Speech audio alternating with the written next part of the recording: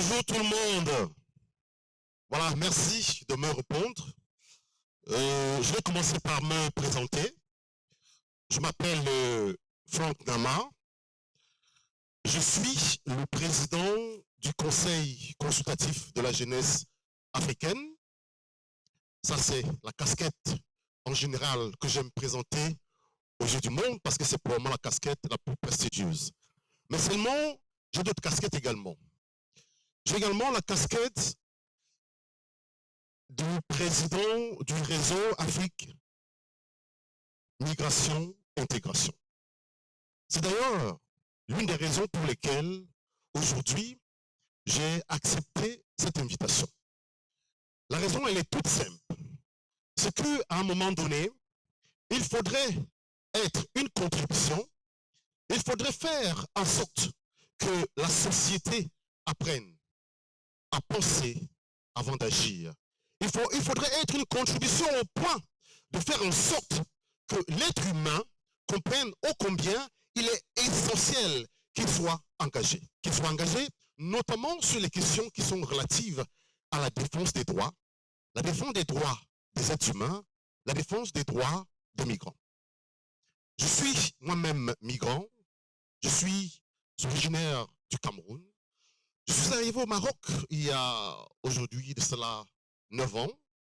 Quand j'arrive au Maroc, je viens pour des questions de formation. Mais seulement alors que je suis en formation, je vais commencer à travailler dans une institution qui fait dans le média, parce qu'effectivement c'est mon champ de formation. Mais tout à côté, un jour, je vais faire l'objet d'une invitation d'une jeune dame, une jeune américaine. Elle va m'inviter à participer à un événement. L'événement portait notamment sur les questions qui sont relatives à l'interculturalité. Il était question ici de mettre en commun les communautés migrantes et la communauté du pays d'accueil, le Maroc. Une expérience que nous avons tous aimée, parce qu'il arrive que quand on est migrant et qu'on n'a pas la possibilité peut-être d'être dans une école comme celle-ci, il arrive qu'on s'isole. Il arrive qu'on s'isole, qu'on se retrouve entre migrants et que définitivement, on vive une expérience qui n'est pas toujours très heureuse dans le pays d'accueil. C'est comme ça, pour que l'initiative ne meure pas, l'ensemble des personnes qui sont retrouvées avec nous dans ce projet vont proposer que nous formions, que nous constituions une association qu'on va appeler les Voix d'ici et d'ailleurs. Je rappelle ici qu'au départ, moi je suis communicateur, je suis journaliste de profession, donc je travaille dans un journal de la place à ce moment-là. Mais j'ai également une passion, c'est que je suis un homme de scène, je suis un homme du spectacle, parce qu'effectivement, quelque part, je suis un peu chanteur, je suis comédien, je fais du conte. Donc bref, j'ai pas mal de casquettes qui me permettent effectivement, à un moment donné, d'accompagner un projet culturel qui est relatif à l'interculturalité. C'est alors que les jeunes, conscients du potentiel que j'ai, vont me confier effectivement la direction de ce mouvement qui va s'appeler les Voix d'ici et d'ailleurs. Au bout de quelques mois, on va créer beaucoup de projets parce qu'à l'intérieur de ce mouvement, on comptait à peu près 50 Marocains et une trentaine de subsahariens. C'était extraordinaire. C'était un moment unique et qui donnait envie de se voir. Parce que la preuve, c'est qu'on se voyait pratiquement 2 fois par semaine, ce qui n'est pas évident quand on connaît le contexte dans lequel nous sommes. Parmi nous, il y avait des étudiants, parmi nous, il y avait des jeunes qui étaient engagés dans la vie. Et du coup, quand même, ils trouvaient le temps de venir nous rejoindre pour qu'ensemble, on crée une initiative, on mette sur pied un projet qui était à tout autre et à nul autre pareil, un projet purement humain. Mais seulement, il va arriver, alors que le moment était venu, de passer à l'obtention de quelques financements que nous fassions face à une autre réalité. La réalité qui veut qu'on se souvienne, qu'on reste migrant, bien qu'on ait des capacités. La réalité qui veut qu'on se souvienne tout le temps, qu'on n'est pas toujours les plus favorisés, quand bien même on est les plus talentueux. La réalité qui veut qu'on comprenne qu'on va devoir se battre, qu'on comprenne qu'on va devoir être meilleur que la plupart de ceux auxquels on va faire face si on veut exister. C'est comme ça qu'on va se rapprocher de quelques organisations ici de la place pour avoir des financements. Et à ma grande surprise, on va être froidement repoussé. On va être on va même à la limite être spolié de nos créations parce que ces institutions vont recruter quelques personnes qui étaient avec nous dans le projet et vont reproduire les projets qu'on a nous-mêmes créés dans cet atelier qu'on appelait les voix d'ici et d'ailleurs. C'est à ce moment que je vais donc alors porter ma véritable casquette. Ma casquette de journaliste, ma casquette de communicateur. C'est pour ça, en venant vers vous aujourd'hui, je vais faire en sorte qu'on voyage un peu au cœur du continent africain. Parce que chez moi, on dit, quand vous arrivez dans un village et qu'on vous donne la parole, vous n'avez pas le droit de parler sans que le peuple qui vous accueille ne partage avec vous. C'est pourquoi j'ai proposé comme sujet de partage aujourd'hui le temps et la migration à la lumière de la montre de l'homme musulman. Je m'explique.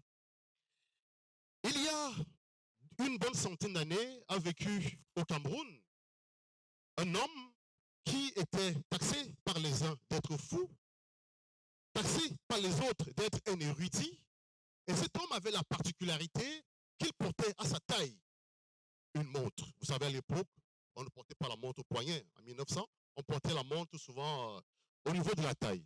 Mais la particularité de cette montre, c'est que cette montre avait tout le temps le même temps. À chaque instant, quand vous jetez un coup d'œil sur la montre de l'homme musulman, vous allez voir tout le temps inscrit 12 heures. 12 heures pour l'homme musulman était le message qu'il voulait passer à tous ceux qui l'entouraient, le message qu'il voulait passer à la postérité. Pour l'homme musulman, il s'était rendu compte que le temps s'était arrêté, le temps où les êtres humains étaient conscients les uns du besoin de l'autre s'était arrêté. Le temps où les êtres humains s'intéressaient davantage sur le devenir des autres, sur les obligations qu'ils ont envers les autres, s'était arrêté. C'était 12 heures. C'est pourquoi, pour continuer notre petit exposé, je vais vous suggérer de répondre quand moi je vais dire was. Was signifie quoi? En fait, quand je traduis la montre de l'homme musulman, je vais traduire en langue bantou parce que je dois rappeler que je suis enfant bantou de la forêt équatoriale. En langue bantou, was signifie la montre et moi je vais dire was et vous allez répondre au l'homme musulman. Ceci, c'est pour que nous fassions un tour dans la culture africaine parce que chez nous, comme je vous ai tantôt dit, on ne parle pas chez les gens sans que ceux qui vous ont invité ne participent à votre discours, sinon vous êtes en violation de leurs principes. Alors, je dis was et vous répondez au l'homme musulman. Est-ce qu'on peut faire ça? Was au l'homme musulman. Was au l'homme musulman. Voilà. En fait, aujourd'hui, le principe de la montre de l'homme musulman est un principe qui veut que les êtres humains prennent conscience que dans le temps, ceux qui sont aujourd'hui taxés d'être des parias, ceux qui sont aujourd'hui taxés d'être de ceux qu'on n'a pas forcément envie de voir, parce que la réalité, elle est toute là. Aujourd'hui, vous allez voir, les migrants vont partir de l'Afrique, ils vont partir du cœur du continent. Souvent, quand ils partent, c'est pour eux une réalité que nous évitons de regarder en face, c'est parce qu'ils sont pacifistes. C'est parce qu'ils ont décidé d'avoir l'esprit de tolérance. C'est parce qu'ils ont décidé d'éviter le conflit. Parce qu'on connaît tous les fruits du conflit. Pourquoi je dis cela? Je dis cela pourquoi? Parce que dans la plupart des pays africains, nous avons des dirigeants qui sont en spoliation des biens de la collectivité. C'est des gens qui pillent l'État. C'est des gens qui volent. Et quand ils ont fini de voler, il n'y a plus rien pour partager avec le petit peuple.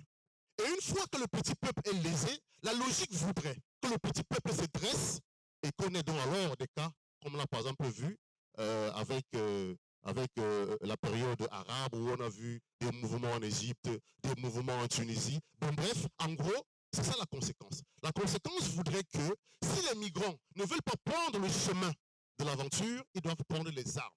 Et quand on prend des armes, on tue des vies. C'est pourquoi, moi, tout le temps, je vais passer ces messages pour faire entendre aux uns et aux autres la grande nécessité d'avoir un regard conscient, un regard conscient porté sur leur engagement. Pourquoi un engagement? L'engagement parce que nous référons naturellement sur le temps, sur la montre de l'homme homo saumon, alors qu'un homme, un migrant, je veux dire un Africain, est dans son pays en train de sortir parce qu'il fuit parfois la guerre, parce qu'il fuit tout simplement la mauvaise répartition des richesses. Au même moment, nous sommes en train de voir partir de Paris un avion qui est plein. Des avions qui sont pleins de prédateurs. Où vont-ils? Ils vont au cœur du continent africain, ils vont dans nos pays, au moment où même les gens sont en train de partir et ils sont en train d'arriver. Vous pouvez voir cette réalité en Centrafrique. Aujourd'hui, en Centrafrique, on dit qu'il y a un conflit. Mais curieusement, les avions qui partent de Paris pour Bangui sont les avions qui sont tout le temps pleins. Alors comment se fait-il que ceux qui sont les citoyens du pays sont en train de fuir le pays, et au même moment, alors qu'ils sont en train de fuir le pays, on voit des Européens qui arrivent par milliers. Que viennent-ils faire? Ils viennent piller. Alors, c'est pourquoi, en parlant de la montre de l'homme homo saumon, c'est une fixation. La fixation sur la question des responsabilités. Les responsabilités qui elles-mêmes sont liées à la réalité de la vie du migrant. Au-delà de la réalité de la vie du migrant aujourd'hui, la montre de l'homme homo saumon nous interpellerait pour qu'on fasse un voyage dans le temps. Un voyage dans le temps à l'origine même de l'humanité. Si on faisait un voyage dans le temps, il y a quelques 60 000 ou bien 50 000 années, les paléo-anthropologues vous diront que la vie, je veux dire, la vie de l'homme moderne, l'homo sapiens, l'homme d'aujourd'hui, est apparu en Afrique. Et ils vous diront qu'il y a entre 50 000 et 60 000 ans, les Africains, je veux dire, les Ménalomanes, ont migré. Ils sont allés à la conquête du monde. Ce sont des hommes noirs, qui sont partis du continent africain, qui ont peuplé l'Asie. Ce sont des hommes noirs, des Africains, qui ont peuplé le Moyen-Orient. Ce sont des hommes noirs qui ont peuplé l'Europe. Ce sont des hommes noirs, à l'origine, qui ont peuplé l'Asie. Et puis les gens vont nous poser de savoir comment se fait-il, puisque la réalité aujourd'hui veut que quand on voit les habitants de ces pays, des pays européens, on voit tous qu'ils sont des blancs. Mais la réalité, c'est que après la grande glaciation, effectivement, les peaux il y a tout simplement eu une dépigmentation. Alors, comment se fait-il que des gens qui ont peuplé le monde soient aujourd'hui rejetés par le même monde? Nous sommes en train de parler de la montre de l'homme homo saumon, la fixation. Nous sommes dans un système où on est en train de refuser aux hommes qui ont donné à l'humanité la possibilité d'avoir la diversité. Parce que oui, c'est ça la réalité. S'il n'y avait pas eu d'homme noir, il n'y aurait pas d'homme blanc. C'est ça la réalité. L'homme blanc est né de l'homme noir. Et l'homme blanc aujourd'hui, quand je parle de l'homme blanc, je parle de l'Européen, je parle de l'Occident, je parle de celui-là qui est en train de refuser aux blancs, je veux dire, qui est en train de refuser à l'Africain d'avoir non seulement sa liberté. Quand je parle de la liberté, je parle aujourd'hui des pays. J'ai mon ami là qui est du Niger, c'est un pays francophone. Moi je suis du Cameroun. Il y a 14 pays en Afrique, au cœur du continent africain, 14 pays qui utilisent une monnaie. On appelle cette monnaie le franc CFA. Et cette monnaie est une monnaie qui veut que les intérêts à hauteur de 50% soient déposés dans le compte français. Nous sommes donc en situation de prédation. Une fois en situation de prédation, la conséquence, c'est que les pays sont mal gérés. Et une fois que les pays sont mal gérés, l'effet immédiat, de cause à effet, on retrouve les gens sur les chemins. Aujourd'hui, alors que cette brillante jeunesse de l'INSEA a bien voulu organiser un TEDx, est-ce qu'aujourd'hui, c'est le temps? C'est le jour pour les quelques-uns qui sont ici présents. C'est le jour pour ceux qui regarderont cette vidéo de prendre conscience de l'engagement et du regard qu'ils doivent désormais porter sur le migrant. Pourquoi? Parce que, n'ayant pas pris conscience que la réalité à laquelle nous sommes en train de faire face aujourd'hui, dans une situation où le monde est en train de voir les hommes faire face aux barrières, dans une situation dans laquelle on est en train de voir les hommes dans les pays d'accueil être incapables de trouver un emploi, dans une situation dans laquelle on est en train de voir des hommes par exemple en Amérique qui ne sont incapables d'avoir accès à la justice, dans une situation dans laquelle on est en train de voir le racisme s'instituer en règle de manière ouverte, il est lieu de se poser la question de savoir jusqu'à quel niveau chacun d'entre nous a la conscience de l'engagement qu'il doit prendre pour que les choses changent. Quelqu'un disait, une injustice qui est faite à un homme quelque part dans le monde est une injustice qui est faite à tous les êtres humains, peu importe où ils se trouvent. Mais seulement, dans notre monde d'aujourd'hui, avons-nous la capacité de prendre conscience du fait que l'injustice qui est faite à l'autre aujourd'hui est une injustice qui m'est faite à moi? C'est la question qu'on se pose.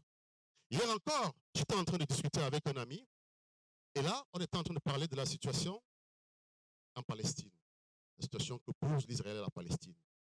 Et puis je lui dis, tu vois mon cher frère, est-ce qu'on ne devrait pas peut-être commencer à faire des posts sur Internet pour essayer de prendre un engagement? Parce que là, on a l'impression qu'il y a une violation des droits humains.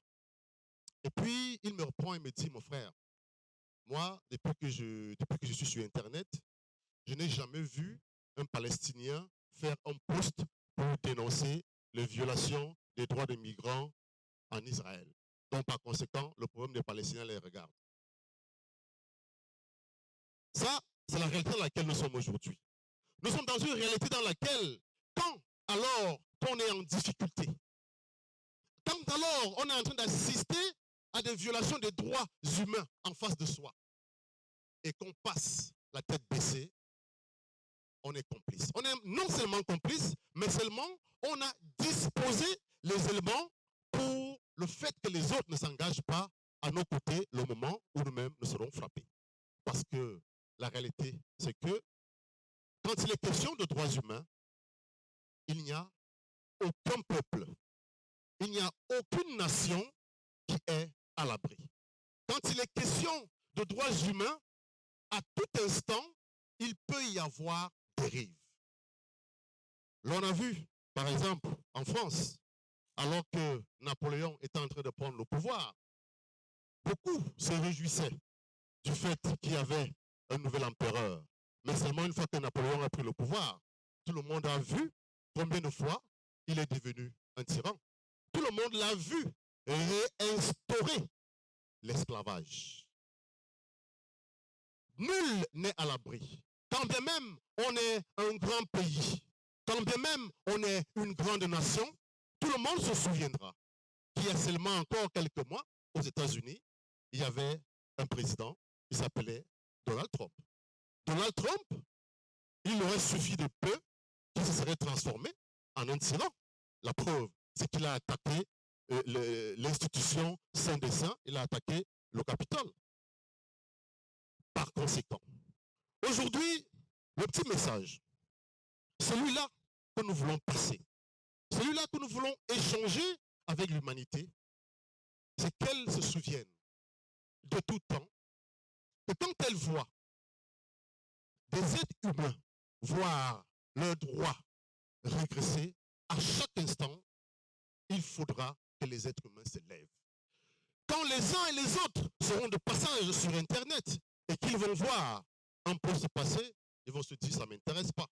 Ben, de toutes les façons, ce qui intéresse les gens, c'est des posts où on danse. Ce qui intéresse les gens, c'est des posts où on s'amuse. Mais à aucun moment, les posts d'engagement n'intéressent personne. Et quand les posts d'engagement n'intéressent personne, alors à ce moment, des violations des droits humains se perpétuent Et tant les violations des droits humains se perpétuent, c'est l'homme qui régresse.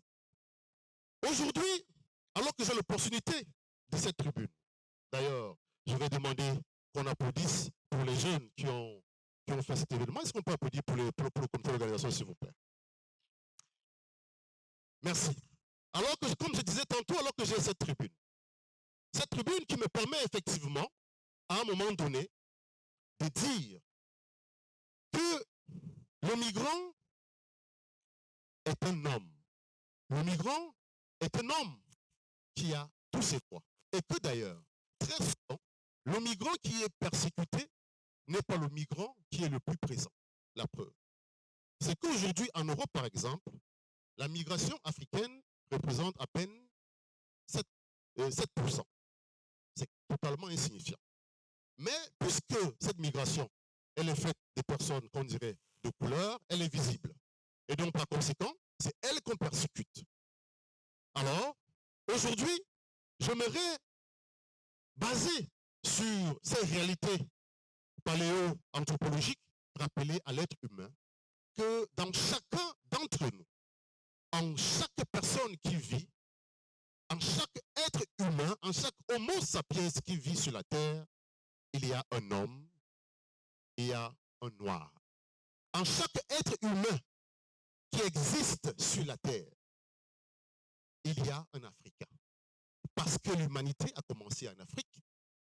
Parce que les hommes qui ont migré pour aller en Europe et qui sont devenus des Blancs ne sont que le fruit de la dépigmentation. Merci beaucoup.